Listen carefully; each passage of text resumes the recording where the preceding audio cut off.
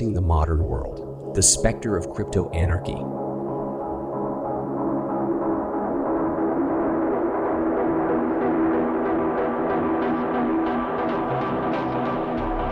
Computer technology is on the verge of providing the ability for individuals and groups to communicate and interact with each other in a totally anonymous manner.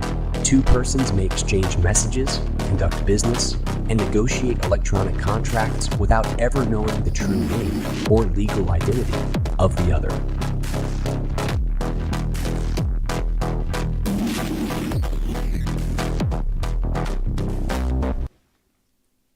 What's up, guys? Welcome to episode 22 of FIAT LUX live. We're going to do what we usually do, give it 5 minutes, play some music, let people come in. So hello everyone. I hope you're doing well, and get strapped in for the ride. We got some good news coming up.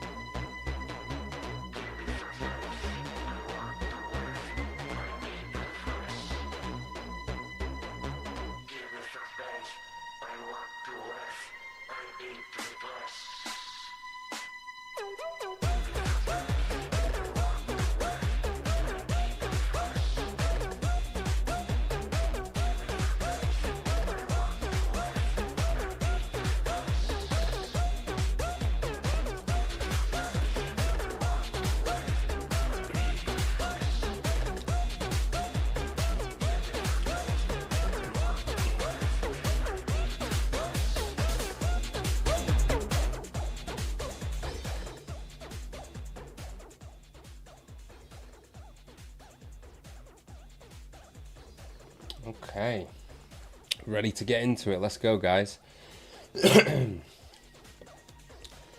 So, first off, excuse me. First off, we'll take a look at the markets, the meerkats. Got Bitcoin up first here. Bitcoin took a shit on the Donald Trump tweets. Looks like it was pushing to 100k. Turns out that Donald Trump talks about something and we dump all the way back down here. Rocky week definitely for people looking at price action.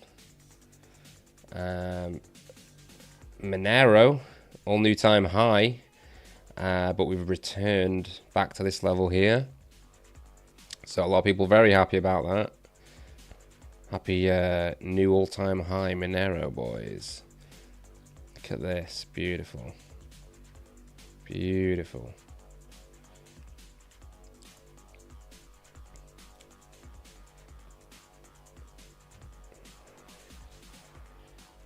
So there's a quick overview.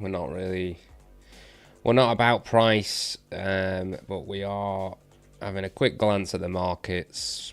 You know, somewhat interesting. It's good to get a general overview, see what's going on. Quick sentiment. Bitcoin, be the judge of that. Getting a little pump right now. Seems to have held support, but could easily be more downside to come. We'll see. We'll see what happens. So, first off, we're going to get into an article about Vitalik and new DAO designs. So Vitalik Buterin calls for a new DAO design for on-chain disputes and governance. Ethereum co-founder Vitalik Buterin has called for new decentralized autonomous organizations, also known as DAOs, designs, arguing that the sector needs more than token voting treasuries if it wants to improve on traditional corporate and political structures. In a Monday X post, Buterin said that current DAOs often amount to a treasury controlled by token holder voting. It's very true. The model is widely copied, but it is inefficient, vulnerable to capture, and fails utterly at the goal of mitigating the weaknesses of human politics. Buterin argued that DAOs should solve specific infrastructure problems, starting with better oracles, on-chain dispute resolution, and long-term project stewardship. He also highlighted the need for DAOs for subjective disputes, such as insurance outcomes, maintain shared lists like anti-scam registries, and standard formats to spin up short-lived funding vehicles and keep projects alive after core teams disappear. We are going to read this post after we've read the TradingView summary. Concave versus convex, different DAOs for different problems. Buterin framed his thinking using his earlier convex versus concave governance lens. For concave problems where compromise is better than a coin flip, DAOs should maximize robustness by aggregating input from many sources. For convex problems that require decisive bets, he said it was more appropriate to allow strong leadership and treat decentralization to hold leaders to account rather than a full replacement. To make such systems work in practice, DAOs must solve privacy issues and decision fatigue, Buterin said. Without privacy, governance becomes a social game, and if participants are asked to vote constantly, engagement falls off after an initial burst of enthusiasm. He pointed to zero-knowledge proofs and, in some cases, secure multi-party computation and fully homomorphic encryption to secure privacy. He also suggested that artificial intelligence could help reduce decision fatigue by supporting analysis or allowing users to delegate voting to locally controlled models, while cautioning against DAOs being run by AI. Low turnout, whale capture, and the case for next-gen DAOs. Buterin's post comes as DAO ecosystems are growing but struggle with participation and concentration. DAO tokens have a market capitalization of at least 17.5 billion, according to CoinMarketCap. While mature DAOs like Aave DAO and the Optimism Collective have used on-chain governance to manage major decentralized finance, DeFi protocols, and fund public goods, Buterin argued that projects designing new oracles or governance systems should treat DAO design and the surrounding communication layer as 50% of their job, not 10%. If they want Ethereum's decentralized base layer to carry through to the apps built on top. So now we're going to go direct to the source. We're going to read the post, see what Vitalik actually has to say about this. So he starts off saying that we need more DAOs, but different and better DAOs. The original drive to build Ethereum was heavily inspired by decentralized autonomous organizations, systems of code and rules that lived on decentralized networks that could manage resources and direct activity more efficiently and more robustly than traditional governments and corporations could. Since then, the concept of DAOs has migrated to essentially referring to a treasury. Since then, the concept of DAOs has migrated to essentially referring to a treasury controlled by token holder voting, a design which works, hence why it got copied so much, but a design which is inefficient, vulnerable to capture, and fails utterly at the goal of mitigating the weakness of human politics. As a result, many have become cynical about DAOs. But we need DAOs. We need DAOs to create better oracles. Today, decentralized stablecoins, prediction markets, and other basic building blocks of DeFi are built on oracle designs that we are not satisfied with. If the oracle is token-based, whales can manipulate the answer on a subjective issue, and it becomes difficult to counteract them. Fundamentally, a token-based oracle cannot have a cost of attack higher than its market cap, which in turn means it cannot secure assets without extracting rent higher than the discount rate. And if the oracle uses human curation, then it's not very decentralized. The problem here is not greed. The problem is that we have bad oracle designs. We need better ones. And bootstrapping them is not just a technical problem, but also a social problem. We need DAOs for on-chain dispute resolution, a necessary component of many types of more advanced smart contract use cases, for example, insurance. This is the same type of problem as price oracles, but even more subjective, and so even harder to get right. We need DAOs to maintain lists. This includes lists of applications known to be secure or not scams, list of canonical interfaces, lists of token contract addresses, and much more. We need DAOs to get projects off the ground quickly. If you have a group of people who all want to do something done and are willing to contribute some funds, perhaps in exchange for benefits, then how do you manage this, especially if the task is too short duration for legal entities to be worth it? We need DAOs to do long-term project maintenance. If the original team of a project disappears, how can a community keep going, and how can new people coming in get the funding they need? One framework that I use to analyze this is convex versus concave. From vitalik.eth limo/general, and here's a link. If the DAO is solving a concave problem, then it is an environment where, if faced with two possible courses of action, a compromise is better than a coin flip. Hence, you want systems that maximize robustness by averaging, or rather medianing, in input from many sources, and protects against capture and financial attacks.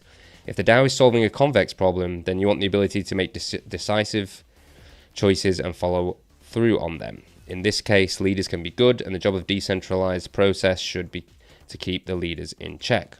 For all of this work, we need to solve two problems: privacy and decision fatigue. Without privacy, governance becomes a social game. And if people have to make decisions every week, for the first month you see excited participation. But over time, willingness to participate and even to stay informed declines. I see modern technology is opening the door to a renaissance here, specifically ZK and in some cases MPC FHE, though these should be used only when ZK alone cannot solve the problem for privacy.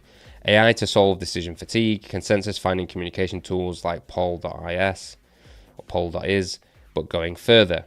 AI must be used carefully. We must not put full-size DeepSeek or worse GPT 5.2 in charge of a DAO and call it a day. Rather, AI must be put in thoughtfully as something that scales and enhances human intention and judgment rather than replacing it. This could be done at the DAO level. For example, see how deepfunding.org works, or at an individual level, user-controlled local LLMs that vote on their behalf. It is important to think about the DAO stack as also including the communication layer, hence the need for forums and platforms specifically designed for the purpose. A multi-sig plus well-designed consensus finding tools can easily be idealized collusion-resistant quadratic funding plus crypto Twitter. But in all cases, we need new designs. Projects that need new oracles and want to build their own should see that as a 50% of their job, not 10%. Projects working on new governance designs should build with ZK and AI in mind, and they should treat the communication layer as 50% of their job, not 10%. This is how we can ensure the decentralization and robustness of the Ethereum base layer also applies to the world that gets built on top of it. What do you think about that, guys? I think I mostly agree that we kind of need to take a look at DAOs again. Definitely some of this decision fatigue. You see a lot of that going on. Obviously privacy, very important. And I like the point about if the original team of the project disappears, how can a community keep going, and how can people coming in get the funding they need? Yeah, not a bad little post here. Always good to see Vitalik pushing privacy. Obviously, he's very influential in the crypto industry, and so, you know, if he's talking about privacy, then that's a win, and especially ZK as well. So, speaking of ZK, let's see. Let's go to next bit of news here. Zcash. So you guys might be aware already. This isn't fresh off the press, but January 7th, this tweet's from. Over the past few weeks, it's become clear that the majority of Bootstrap board members, a 501c3 nonprofit created to support Zcash by governing the electric coin company, specifically Zaki Mannion, Christina Garman, Alan Fairless, and Michelle Lai, Zcam, have moved into clear misalignment with the mission of Zcash. Yesterday, the entire ECC team left after being constructively discharged by Zcam. In short, the terms of our employment were changed in ways that made it impossible for us to perform our duties effectively and with integrity. We're founding a new company, but we're still the same team with the same mission, building unstoppable private money. Importantly, the Zcash protocol is unaffected. This decision is simply about protecting our team's work from malicious governance actions that have made it impossible to honor the ECC's original mission. We'll have more soon. Hang tight. Onward. So we've got some support here from Harry Halpin. Amazing. You are keeping the team together again and again. Teslas is one example. We've seen non-profit boards go rogue. What matters is the code in the community. We then believe in you and the team. No matter what the name is. So let's see.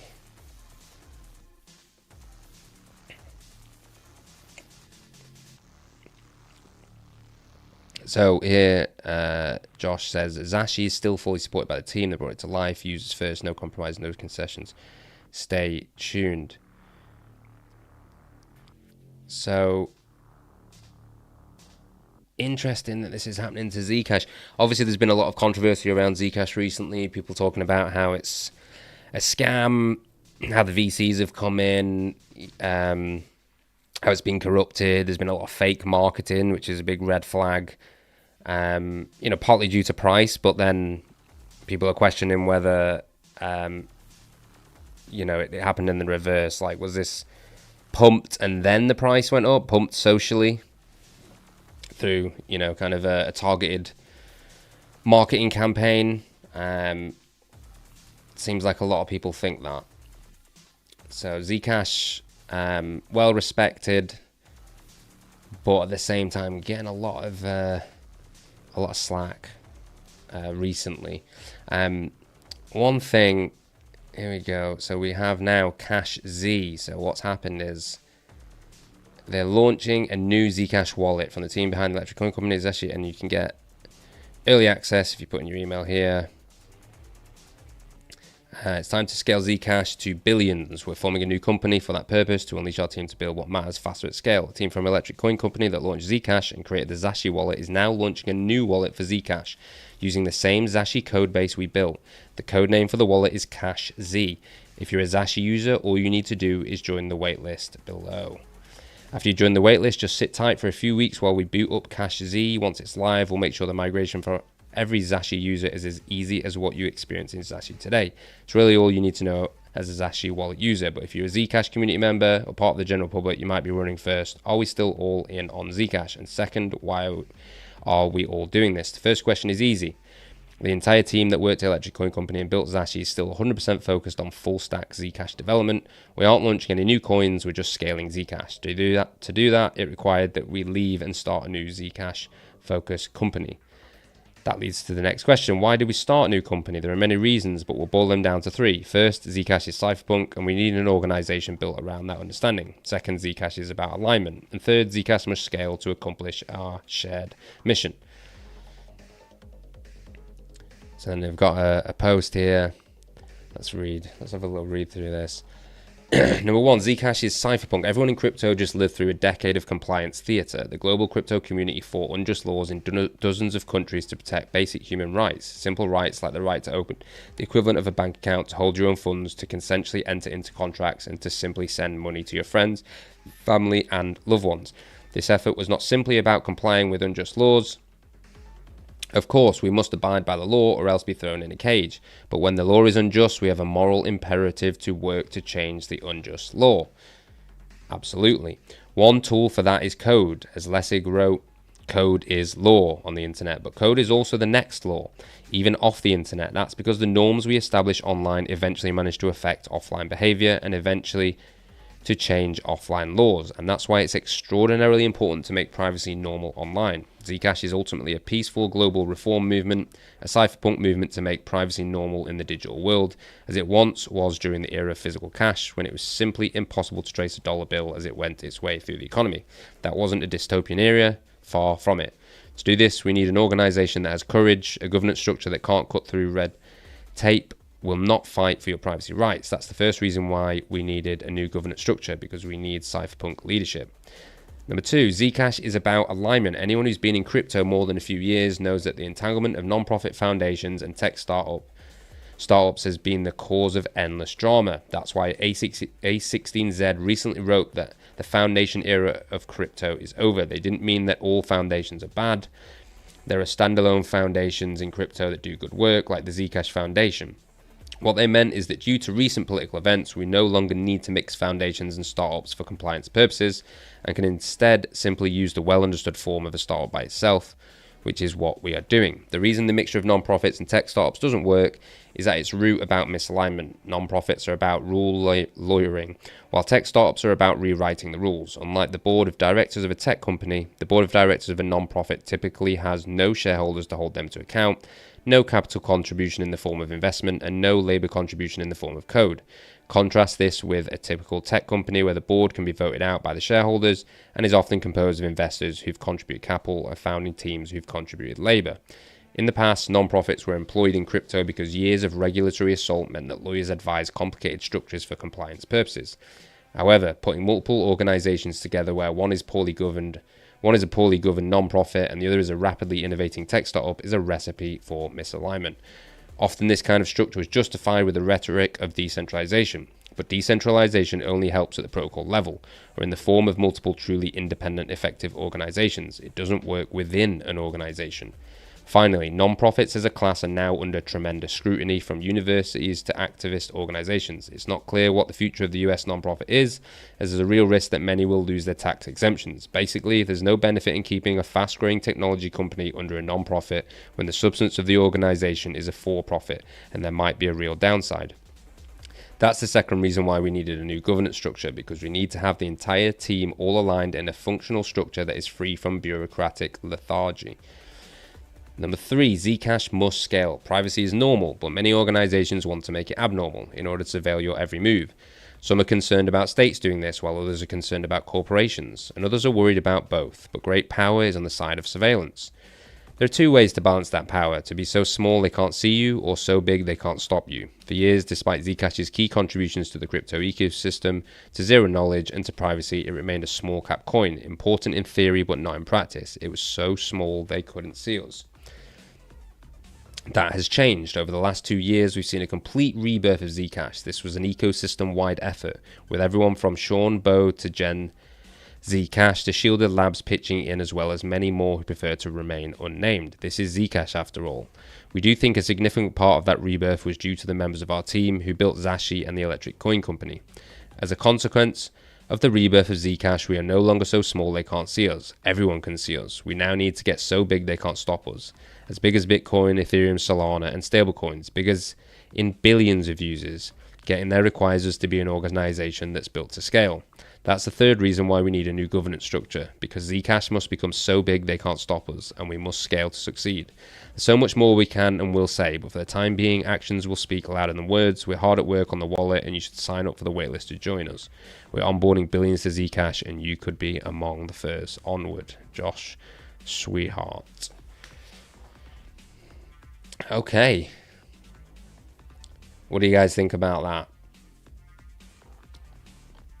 It'd be interesting to see how this unfolds and what happens, to the original company, what happens to some of the team members, how this new wallet goes. I mean, hopefully, it is kind of a revival, and that, these people that have moved over to make this new wallet are kind of like, reinvigorated and realigned with the cypherpunk mission. So I guess it's good to see, And off the back of that, great segue, we're going to go into Winklevoss twins donate 1.2 million in Zcash to back independent Zcash development. Shielded Labs has received a donation of 3,221 ZEC, currently worth almost 1.16 million from Tyler and Cameron Winklevoss. The funding will support protocol-level work on Zcash, including the network sustainability mechanism, crosslink, and dynamic fees. Shielded Labs, an independent Zcash development organization that includes Zcash founder Zuko Wilcox, among its contributors, said it has received 3,221 ZEC, worth about 1.16 million,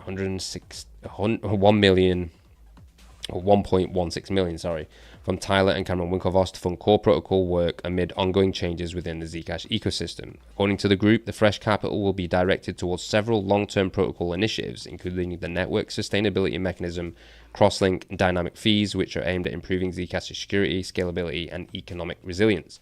Shielded Labs operates independently of Zcash's block rewards and development fund. The organization is funded through donations and focuses primarily on protocol-level research and engineering rather than product development. In a statement accompanying the announcement, Tyler Winklevoss said, "A healthy Zcash ecosystem depends on multiple independent organizations contributing at the protocol level," describing Shielded Labs an important part of that effort. Cameron Winklevoss added that the brothers have backed Zcash for years because they view strong privacy as a core property of sound money. The donation follows a period of heightened tension and restructuring within the Zcash ecosystem. Interesting that they've made this donation exactly at this time. I wonder what's going on there, guys. Anyone got any information on that? Anyone in the chat got any inside info? What's going on here? Why are the fucking Winklevoss twins getting into Zcash now? Let's read on. Earlier this month, several developers left the Electric Coin Company after a dispute with its board and formed a new company. The Electric Coin Company is the primary organization behind the creation and ongoing development of Zcash, which it launched in 2016. It has historically served as Zcash's main protocol developer alongside the independent Zcash Foundation and other contributor teams. Around the same time, a group of cryptographers who exited the firm introduced a new Zcash wallet, highlighting a broader fragmentation but also diversification of development efforts around the network. Regulatory uncertainty has also lingered over the project in recent years, though the Zcash Foundation said earlier this month that the US Securities and Exchange Commission has closed a years-long probe into the organization, removing a key overhang for the system. Against the backdrop, the Winklevoss-backed funding is being framed by Shielded Labs as a vote of confidence in Zcash's privacy-first mission and in a more decentralized model of protocol development. The donation also comes less than a month after a recent accumulation by Winklevoss-backed entities. Earlier this year, Cypherpunk, a firm associated with Tyler and Cameron Winklevoss, added 29 million worth of Zcash to its holdings, lifting its total position to nearly 2% of Zcash's circulating supply, according to prior reporting by the block. Zcash, launched in 2016, is designed to enable private, shielded transactions using zero-knowledge cryptography. Supporters argue that strengthening its protocol foundations is essential as debates around financial privacy, surveillance, and censorship intensify globally. Zeke was trading at about 35977 at the time of the announcement. according to the block's price data. So yeah, what do we think about this? Is this like a takeover? Are these guys trying to run the narrative? What's going on here? There's a lot of weird stuff going on, man. Everyone's jumping on the Zcash bandwagon. A lot of investments coming in, new people. How does everyone feel about that?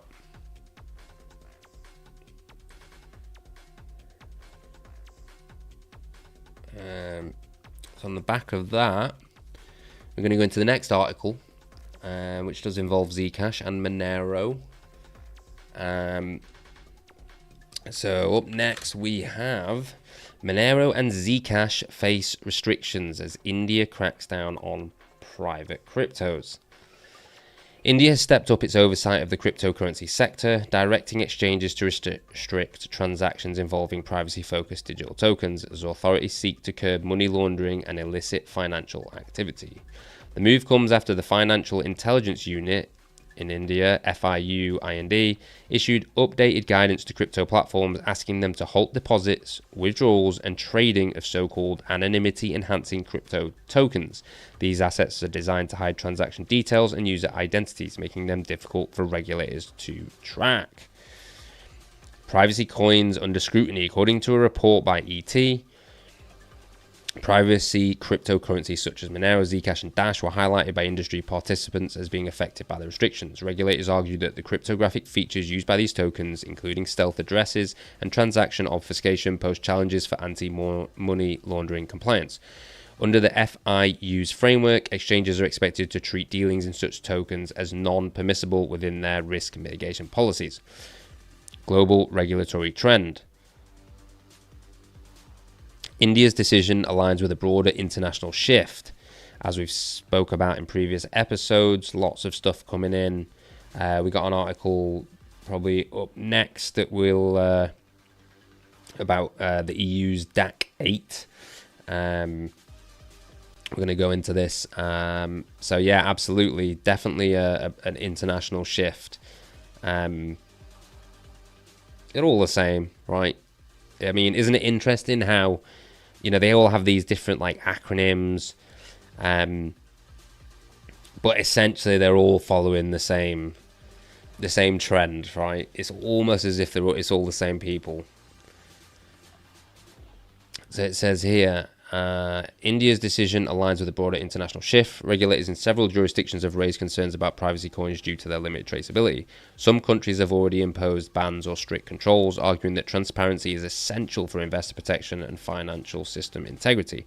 Despite the restrictions, officials acknowledge enforcement challenges remain. Privacy tokens can still be acquired through unregulated platforms or swapped using peer-to-peer protocols.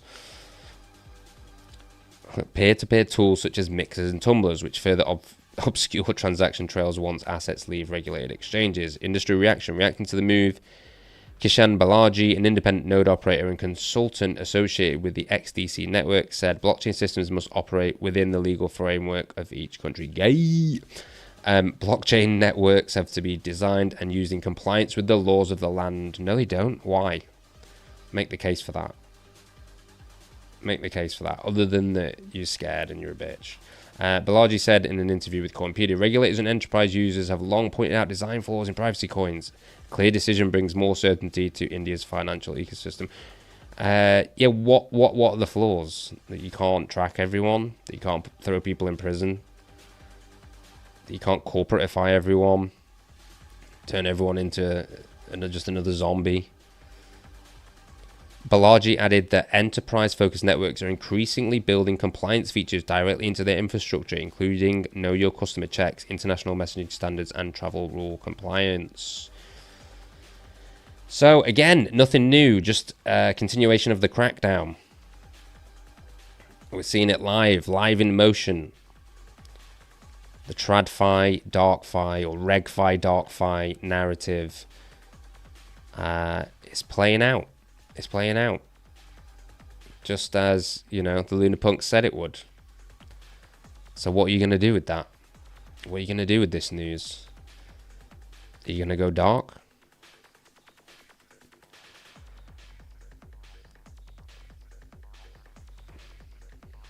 see.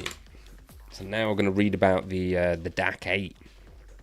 So the EU's DAC 8 law brings crypto under tax scrutiny starting January the 1st. So this is already in place. It's in motion right now, guys. So it says here, on December the 24th, the EU confirmed that the release of its new transparency regulation will only apply to digital assets and will take effect on January the 1st, 2026. Additionally, it will impact the current method used to examine cryptocurrency activities across the EU. The EU report also highlighted that the Directive on Administrative Cooperation, the DAC 8, the new regulation expands the existing EU system for partnering on tax issues to include crypto assets and related services. Under these regulations, firms responsible for offering crypto-related services, such as exchanges and brokers, are required to collect and report comprehensive data regarding all their users and transactions carried out to the national tax authorities. Afterwards, these authorities will share the data collected with other member countries of the EU. The crypto industry achieves another milestone with the announcement of DAC 8. No, not a good milestone. The EU's latest tax transparency regulation has sparked heated debates in the crypto ecosystem. Following this controversy, sources noted that this change is essential in the industry because it fills a gap that earlier left some sectors of the crypto economy excluded from regular tax reporting. Okay, so by sources you mean feds. It's only the feds that want you to give you their money. I mean, I guess you got the useful idiots. You got all these useful idiots like fucking Belargi in the previous article. But we all know where, most of this money goes. It goes, this tax money, either into their pockets, they spend it on wars, dodgy contracts, backhanders, and then they lose it. And then there's all of a sudden black holes in budgets. Oh, we don't know where that trillion went. Where did that go? Oh, 500 billion? Oh, we don't. Oh, there was an accounting error. We just lost it. Oops. Oops. No accountability. No one goes to jail. Nothing. How did that happen? You ever lost $1 billion, guys? You guys ever lost $1 billion? And gone, oopsie. That was a bit of an error. Won't do that again. See, therefore, with the introduction of DAC 8, relevant authorities are expected to have a clearer grasp of digital assets, trades and transfers in the same way they have of bank accounts and stocks. Meanwhile, it is worth noting that DAC 8 collaborates with the EU's Markets in Crypto Assets (MiCA) regulation, but concentrates on various sectors. MiCA, which received approval in April 2023, establishes a unified regulatory framework for crypto assets across the European Union, focusing on how crypto firms obtain licenses, safeguard their clients, and conduct their operations within the single market. For DAC 8, it ensures tax compliance by submitting the necessary data to the authorities for examination and implementation of tax responsibilities. Additionally, while MiCA focuses on market behavior, DAC 8 ensures that taxes are reported accurately. As the crypto industry awaits January the 1st, when this new regulation takes effect, sources familiar with the matter alluded to the transition of these crypto companies. According to the sources, these companies must update everything from their reporting system to internal control procedures and customer checks by July the 1st to comply with the new requirements. The relevant authorities have issued a warning against failing to adhere to the rules after this date. If a company fails to comply with these reporting requirements, penalties will be imposed in accordance with national laws. For individuals utilizing crypto, reports caution that this imposition would have severe repercussions if, by any chance, tax authorities detect signs of tax avoidance or evasion. DAC 8 permits local agencies to collaborate with counterparts in other EU member states. This partnership grants them the power to freeze or seize crypto assets related to unpaid taxes by Monero. This ability applies even if these cryptocurrencies are located outside one's home country. Tax authorities implement strict measures to ensure tax compliance. On the 16th of May 2023, the Council of the European Union, comprising ministers of finance from the EU's 27 countries, gave its approval to the Directive on Administrative Cooperation. This EU directive aims to integrate crypto asset service providers, CASPs, into the existing tax reporting system. Interesting. So whenever you hear, any of these high-profile politicians talking about crypto, just remember they're not really on your side. EU's 27 countries gave its approval. They'll sell you out. They talk crypto. They talk a big game. Oh, yeah, we love crypto. We love privacy. But they don't. It is worth noting that its intended purpose is to ensure that cryptocurrencies are subject to the common reporting standards and to enhance both the scope and quality of the information collected. The CRS is based on the Crypto Asset Reporting Framework, CARF, of the Organization for Economic Cooperation and Development, OECD. Jesus Christ. Dude, CARF, CAS, OECD, DGA, CRS, ETF, MiCA, DAC 8. What is it? It's just like agency after agency after framework after. Oh my god, dude. So bureaucratic. It's just. It's like. It's like an outward expression of what's going on internally. Just like dry and linear. Just everything reduced to like 4 letters, It's like an expression of what of their the soul of the thing, Thus, the CARF and DAC 8 necessitate that UK-based digital market intermediaries and other countries engage in this area exercise robust scrutiny of their clients, gather information about transactions, transfers, and provide that information to the tax authorities. Additionally, as the beginning of tax year starting in 2026, reports mention that DAC 8 will need to complete filing reports. Nonetheless, investors are not required to submit their initial report until January 31st, 2027. Okay. And we've got another article that gives us a little bit more information on this. So it's good for you guys to be informed on this because, you don't want to get... The last thing you want to do is get hit with a massive tax bill unexpectedly, and then, you have to deal with that in whatever way you're going to deal with that. So here it says, Global Crypto Tax Dragnet. 48 countries begin full transaction reporting under CARF in 2026. On January 1st, 2026, a quiet but seismic shift occurred in the world of cryptocurrency. 48 jurisdictions activated the Crypto Asset Reporting Framework, the OECD G20 designed global standard for automatic exchange of crypto account and transaction information. What began as a 2022 political commitment has now become operational reality for millions of crypto users across Europe, the UK, Kazakhstan, and several other early adopter countries. By the end of the decade, the vast majority of the world's major economies will participate in this unprecedented cross-border tax transparency regime. The New World Order.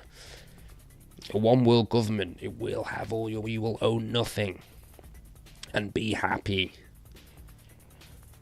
The implications are profound. For the first time, crypto will be treated for tax purposes almost identically to traditional financial accounts. Anonymity, pseudonymity, and cross-border mobility are being systematically eroded.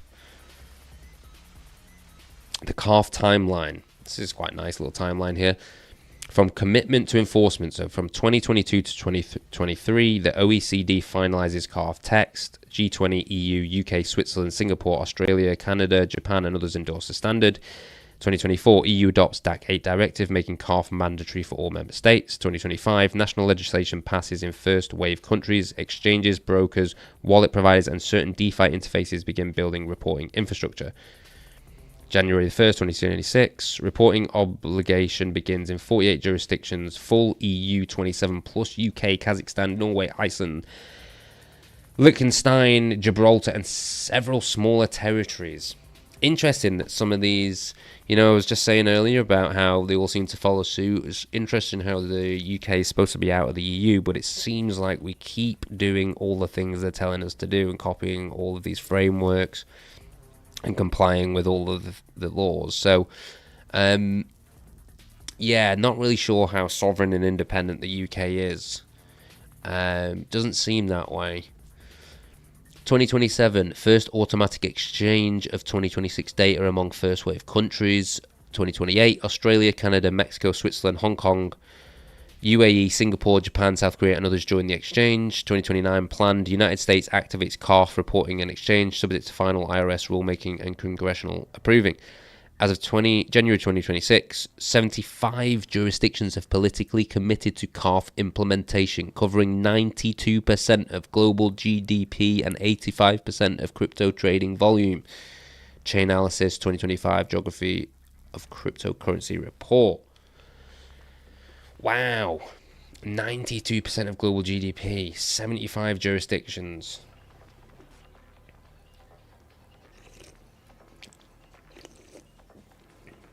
See, it just shows how much of a threat it is. They're all scared. What exactly is being reported? Under CARF, reporting crypto asset service providers, RCASPs, another one, must collect and annually transmit to their local tax authority and eventually to foreign jurisdictions. User identification, full legal name, address, date of birth, jurisdictions, tax residence, tax identification numbers, wallet addresses, all deposits and withdrawal addresses linked to the user's account, transaction history, every crypto to crypto and crypto to fiat trade, transfer, swap, staking reward, airdrop receipt, NFT mint purchase or sale, year to end balances, total value in fiat of each token or NFTs held as of December 31st, gross proceeds, total value received from disposals, which is sales, trades and swaps. Importantly, crypto to crypto trades are now explicitly reportable, a major departure from most previous national regimes that only tracked fiat on and off ramps. Who must report? The definition of RCASP is deliberately broad. Centralized exchanges, e.g. Binance, Coinbase, Kraken, Bybit, OKX, etc. Custodial wallet providers, broker-dealers offering crypto services, certain non-custodial platforms that facilitate trading or transfers if they exercise control or influence over transactions, some DeFi front ends and aggregators that intermediate between users and smart contracts.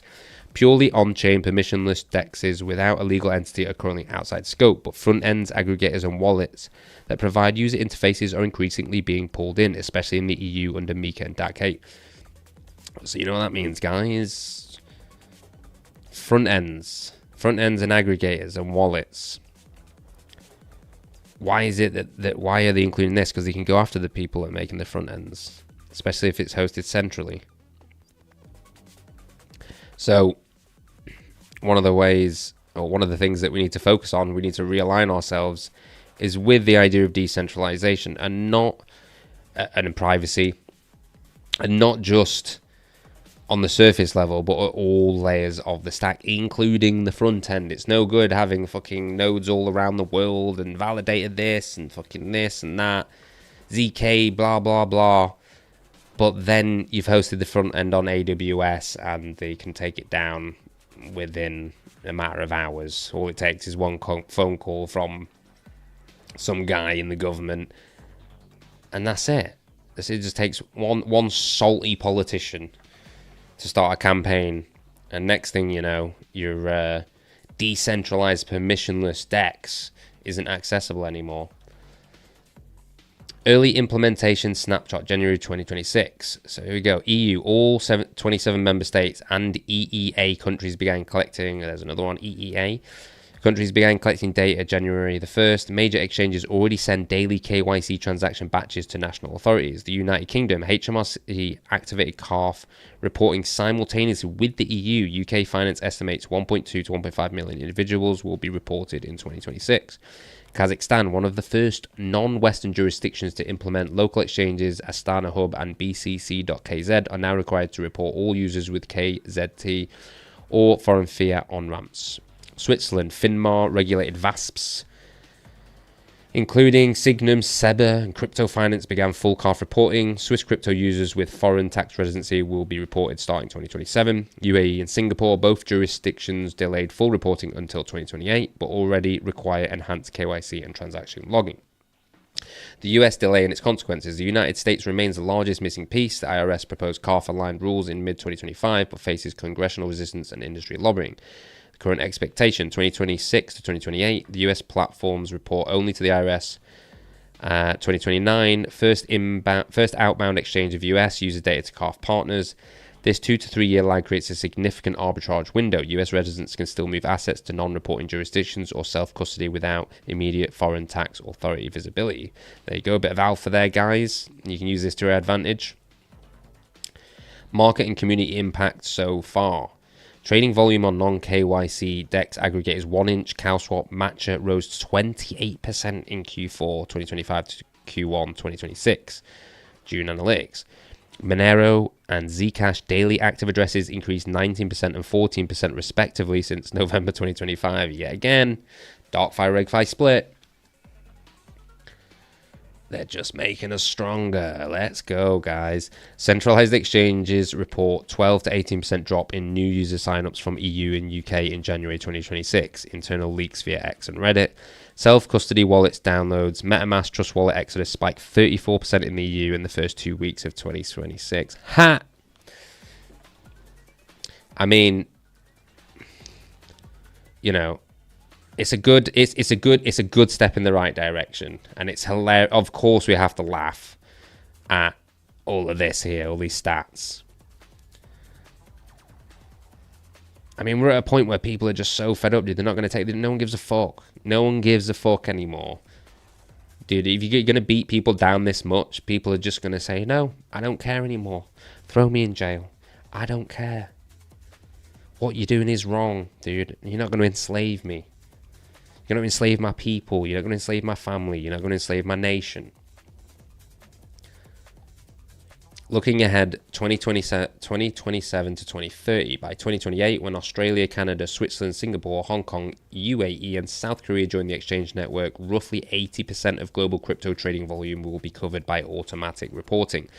The remaining gaps, US delay, certain Asian and African jurisdictions, pure on-chain activity, will likely shrink over time as political pressure and technological improvements, chain analysis plus AI, make non-compliance increasingly difficult. For privacy-focused users, 2026 and 2028 may represent the last window of relative anonymity in mainstream crypto finance.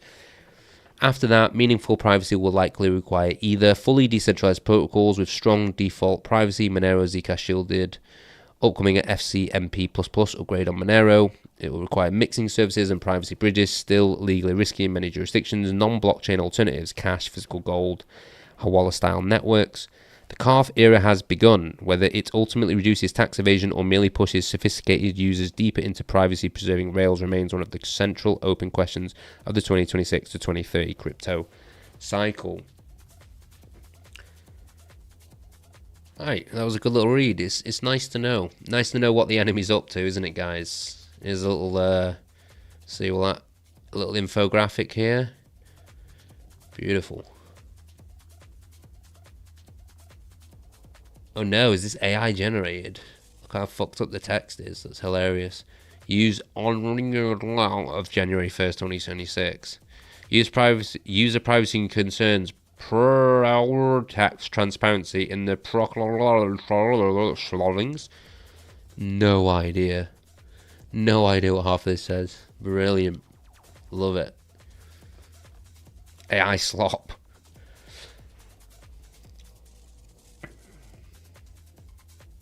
So, on that note, we're going to use this one to segue into the next article, which is, I guess, some light at the end of the tunnel, right? If you're looking for solutions, we got one for you here. Cake Wallet adds in-app Solana swaps powered by Jupiter. Cake Wallet 5.7, v5.7, version 5.7 expands Solana, Arbitrum, and Zcash. Cake Wallet version 5.7 expands multi-chain support with native Arbitrum access and shielded by default Zcash. January 27th, 2026, Cake Wallet has added in-app Solana swaps powered by Jupiter, allowing users to swap Solana-based tokens directly within the wallet using automatic best price routing. Jupiter is a decentralized exchange DEX aggregator built on Solana. It's a tool that helps you swap one token on Solana for another by finding you the best possible price across multiple exchanges. Cake Wallet users are now able to swap Solana-based tokens directly in the app using Jupiter's smart routing. No need to leave the wallet, no need to sign up for another platform or rely on centralized platforms. The addition of in-app Solana swaps expands Cake Wallet's multi-chain capabilities and reflects growing demand for seamless access to decentralized trading tools within self-custodial wallets, says Vikrant Sharma, founder and CEO of Cake Labs. He adds, Jupiter has become one of the most popular swap platforms on Solana because it's fast, reliable, and incredibly user-friendly. Alongside Solana swaps, Cake Wallet version 5.7 introduces native support for Arbitrum. Users can now access Arbitrum's ecosystem, including DeFi applications, NFTs, and tokens directly from within Cake Wallet while benefiting from faster transactions and lower fees. The update also adds BirdPay support for Zcash. With BirdPay, you can send Zcash to an X username or handle, and Cake Wallet takes care of resolving and completing the payment securely in the background. Recently, Cake Wallet added Zcash with shielded transactions enforced by default. All Zcash transactions in Cake Wallet originate from a shielded source, keeping the financial activity private while remaining compatible with the broader Zcash ecosystem. The addition of Zcash comes amid repeated community requests and renewed interest in privacy-focused cryptocurrencies. In 2025, Zcash recorded one of the strongest performances among large-cap privacy assets. Monero also posted significant gains throughout the year. Cake Wallet version 5.7 included in-app Solana swaps via Jupiter, native Arbitrum support, and shielded by default Zcash is now available in the App Store and Play Store. Amazing. Amazing. Cake Wallet just gets better.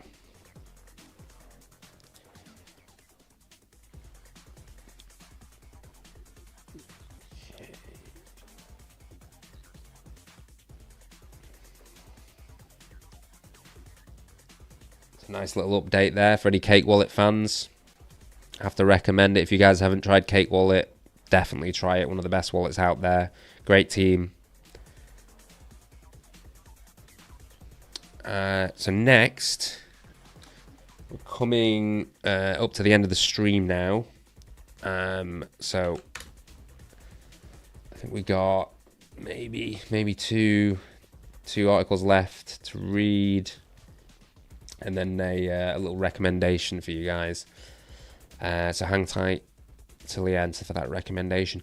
Coinbase CEO Brian Armstrong says company opposed crypto bill to protect consumers. So I'm sure you probably all heard about this. Brian Armstrong or Coinbase delaying the vote on this bill. Armstrong told CNBC that his firm pulled support for a sweeping digital assets bill. Digital assets, oh, my precious.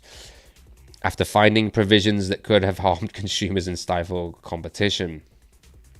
Oh, God. When are they going to stop calling it digital assets, man? So let's see. Coinbase CEO Brian Armstrong said his company decided to oppose a major digital assets bill at the last minute after discovering provisions that raised serious concerns for consumer protection and market competition, speaking in an interview with CNBC on Thursday. The high-level principles is that you can't really have banks come in and try and kill their competition at the expense of the American consumer, he told CNBC. Armstrong said Coinbase and other crypto firms had remained committed to negotiations until late in the process, but that a close review of the draft legislation first published near midnight on Monday revealed issues that the company believed would have been damaging if the bill had advanced out of committee. He said the legislation, which ran hundreds of pages, contained elements that surprised industry participants, and it would not have been prudent to move forward without further changes. The U.S. Senate Banking Committee will no longer hold a planned markup of its crypto market structure bill today after crypto exchange Coinbase publicly withdrew its support for the legislation on Wednesday, compounding existing fractures in negotiations that had already left the measure on shaky ground. The bill, which is intended to clarify how federal regulators oversee the U.S. crypto industry, was postponed late Wednesday with no new date set, according to a statement from the Senate Banking Committee Chairman Tim Scott. According to Armstrong, Coinbase ultimately concluded that allowing the bill to proceed in its existing form could have been catastrophic for average American consumers, prompting the company and others in the sector to come out in opposition. He said the decision was intended to bring lawmakers back to the table and create space for revisions, rather than to halt progress altogether. Armstrong said he expects another draft of the bill to emerge and hopes it could reach a markup within a few weeks. He described the setback as part of an ongoing negotiation process and emphasized that crypto legislation remains the industry's top legislative priority. Armstrong argued that banks should not be allowed to use regulation to suppress competition from crypto companies. He said consumers should have the opportunity to earn higher returns on their money, pointing to stablecoins as an area where innovation could benefit both users and financial institutions. He said stablecoins offer banks an opportunity rather than a threat, noting that while traditional savings accounts pay roughly 14 basis points on average, consumers can earn closer to 3.8% through stablecoin rewards. He argued that Congress should create a level playing field for all American companies and allow competition to determine which products succeed, rather than letting incumbent banks put their thumb on the scale. Addressing concerns that money moving from banks to stablecoins could disrupt the economy, Armstrong said banks play an important role in lending, but stressed that crypto companies are not engaged in fractional reserve banking. He said stablecoins are backed one-to-one with reserves and Proposed rules such as the Genius framework would be held in short-term US treasuries, which he characterized as a safer place for consumers to store funds. Armstrong added that crypto companies should also be able to offer loans similar to banks. Armstrong said Coinbase will continue pushing lawmakers to act with urgency while ensuring any legislation ultimately passed serves consumers' interests. He said he would rather see no bill passed than accept one that is poorly constructed, noting that the draft under discussion could have effectively eliminated 3 or 4 Coinbase product lines currently on the market. He framed the breakdown in talks as a necessary step to force reconsideration of key issues, saying the industry remains focused on reaching a compromise that lawmakers, companies, and consumers can all live with. We're going to keep fighting for our customers' rights and the 52 million Americans that use crypto every day, he added. CoinDesk reported Thursday that representatives from the crypto industry plan to reopen talks with the US Senate Democrats on Friday, according to people familiar with the matter. Let's see, what's this? Okay, so January 15th, a call is being planned to discuss the state of the legislation that's now been postponed in the Senate Banking Committee, sources say.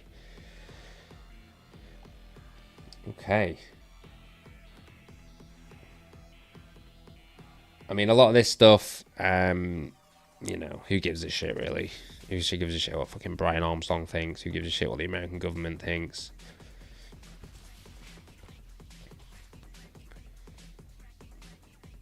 I mean, we don't care what they think because these guys don't care about us. Why would we care? You really think that this is all about protecting customers? No, it's they want to offer more products and services so they can make more money. That's it. It just happens to benefit them. It sounds nice for us, but it mostly benefits them. Who's going to make more money? You getting your fucking stablecoin 3% or Brian Armstrong Coinbase? So it's nice. It's nice. Obviously, he wants to frame it as that he's on the side of us. But, as we all saw, Coinbase showed the true hand. Not that they hadn't before, but I think it was a big shock to a lot of people when they sponsored the military event.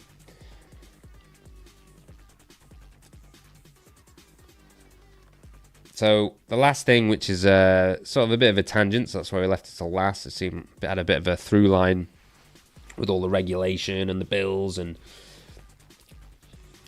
political events, surrounding crypto recently. So now we're going to move on to actually another post by Vitalik, talking about him coming back to decentralized social media.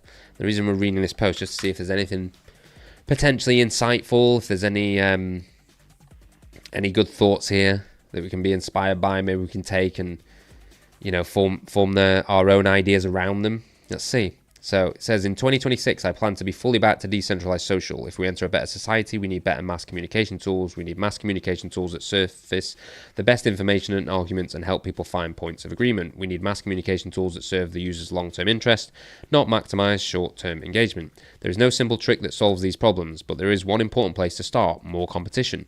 Decentralization is the way to enable that. A shared data layer with anyone being able to build their own client on top.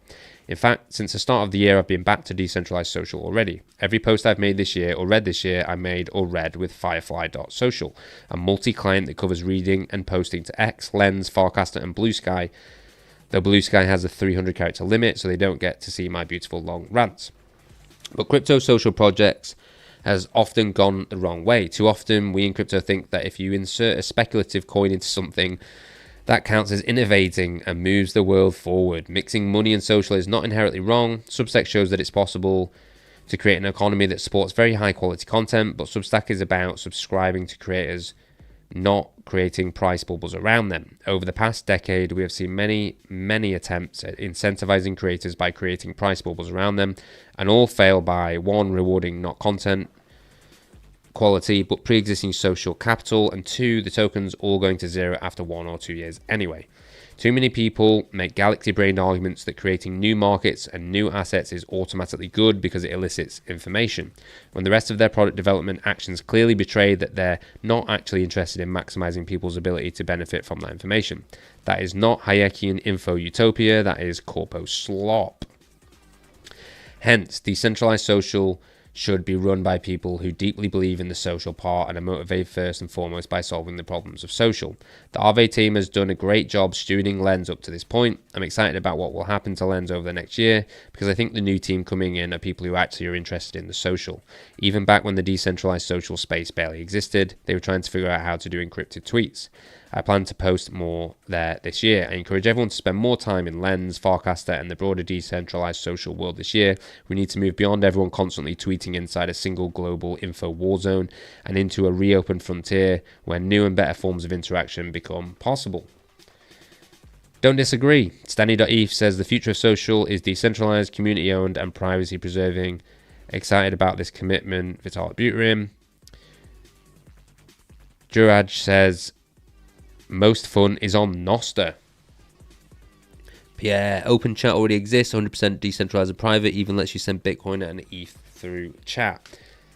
What do you guys think about Nostr? I had a little stint on Nostr. We tried that back when it was a bit of a hype train around it. And yeah, Nostr was all right. You know, I mean, obviously, it's not that much different from some of these other decentralized things. The idea that you can take your identity with you, you can take your posts, you know, it's yours, your sovereign identity. And some of the clients are really nice. I like some of the like lightning streaming stuff, Zaps. You know, people got like live streams working where you could, you know, tip people, or you could have streaming payments. All sorts of cool stuff came out of Nostr. I do remember they were struggling with some of the privacy elements though, and they didn't have, you know, things like group messaging. All the DMs were exposed. But yeah, maybe we'll have to take a look into Nostr and see if some of those holes have been fixed, see how it's improving. But yeah, all in all, you know, I'm for this. Obviously, we have to make sure that these protocols are preserving our privacy and are principled, and so they're not, you know, that we can actually use them to organize and do things such as political movements. Very important. We don't want, you know, compliance, or what was it, privacy corpo feds. So finally, guys, we're coming to the end now. We've been running for an hour and 12 minutes. So thanks everyone for coming. We're going to leave on this recommendation that I've got here. Something a little bit more interesting, not just kind of the basic news stuff, but it's important to stay informed. I try and inform people here. We try to have a bit of fun, do some rants, you know, give some government shit, call people out, but we are also about, you know, politics and philosophy, and, you know, aligning communities so that we're all on the right track. We're all kind of thinking along the correct lines so that we're not deceived, we're not led astray. That is, you know, one of the missions of this podcast. And so it's also important to arm yourself philosophically. Anyway, that being said, this is something a little different. Obviously, we're not going to listen to it because it is a podcast episode. But for anyone that's interested in this kind of stuff, Anarchists at War in Spain, Myanmar and Rojava with James Stout. It says here, this week we're pre-releasing an interview with James Stout on his upcoming AK Press book, Against the State, Anarchists and Comrades at War in Spain, Myanmar and Rojava, due out early January. You may recognise James as a contributor to the Cool Zone podcast, It Could Happen Here, including the recent four-partner Darien Gap, 1 year later, December 1 to 4th episodes, distributed by iHeartMedia. For this episode, we talk about the idea of anarchist armies, discuss those three conflicts, left libertarian approaches to formalized armed resistance beyond a guerrilla unit, some of the novel technologies and international solidarities that have developed, and a lot more. So give that one a listen, guys. Tell me what you think next week. Maybe we can start some cool discussions from this. So yeah, on that note, thanks for coming, guys, and we'll see you on the next episode. Peace.